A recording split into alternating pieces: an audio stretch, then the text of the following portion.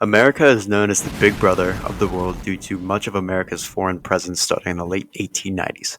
This was mostly egged on by many factors such as Teddy Roosevelt and Germany. The question is, was intervention in foreign affairs by the US inevitable? Starting in the 1890s, we have a weakened Spanish Empire with territories in the Western Hemisphere and the Philippines. And now these angry Spanish colonists want their independence.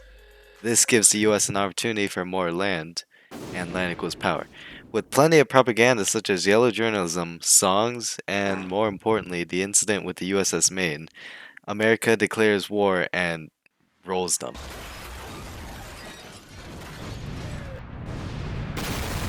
At the end of the war, the US managed to swindle the former colonies and put it under them. Rolling into the 20th century, Teddy Roosevelt became a president and had a genius idea. It was to beef up America's Navy. After doing so, he orders the building of a bunch of white ships and has them sail around the world in order to show off how cool the US was. Soon after, he issued the corollary to the Monroe Doctrine, which had something to do with a big stick, essentially saying that the US would become police of Latin America.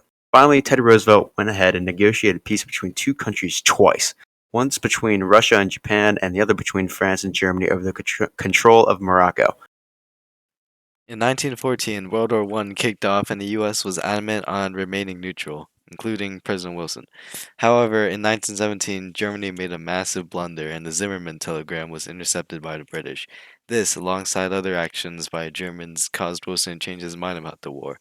Wilson then did whatever he could to promote the US joining the war, such as the 4-Minute Men, who were a bunch of dudes hired by Wilson to speak 4-minute speeches promoting the war around the US. In addition, the American Red Cross sailed to Europe in 1914, bringing surgeons, nurses, and supplies to further push the importance of backing the nation's participation in the war. During the interwar period, the pattern of prioritizing America kept reoccurring in terms of their policy. An overproduction of grain resulted in a series of high tariffs.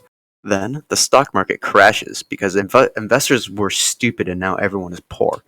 And by everyone, literally every country in the world is affected by the big sad. Over in Europe, Hitler has taken power and is starting to break the rules. Germany invades Poland, World War II starts, blah blah blah, and the British are asking America for help once again.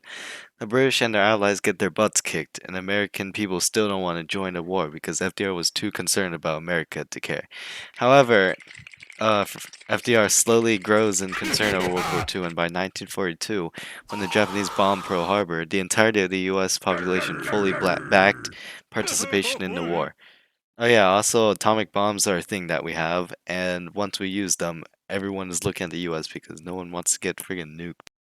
Once the war is over, the United Nations is formed because Europe apparently never figured out that speaking to each other was a viable way to solve problems. Since the war claimed over 500,000 American lives and many millions of lives globally, the US had no choice to join a peacekeeping organization since the failure to join the previous one resulted in the Second World War. Now, some may argue that the US would have been better off not intervening in European affairs in the first half of the 20th century, and should have instead followed the footsteps of FDR as he did everything in his power to rehabilitate and improve the country. However, if the US were to stay silent throughout the duration of World War II, the Axis powers surely would have succeeded in their conquest of Europe, creating more issues than if they were to intervene. The foreign policy of intervention in the United States starting in the late 1890s was obviously inevitable for many reasons. For one, Teddy Roosevelt raised America's global popular interest militarily and politically, bringing the US into the upper echelon of the world powers. Secondly, World War II forced America into another global conflict and brought America to join the United Nations afterwards in order to act as the big brother to ensure that another great conflict does not arise. And finally, the third most important reason as to why it was inevitable was due to the creation of the atomic bombs. After learning about the capabilities of these weapons, other nations would have to direct their attention to the US both out of safety and in some cases desire. Russia.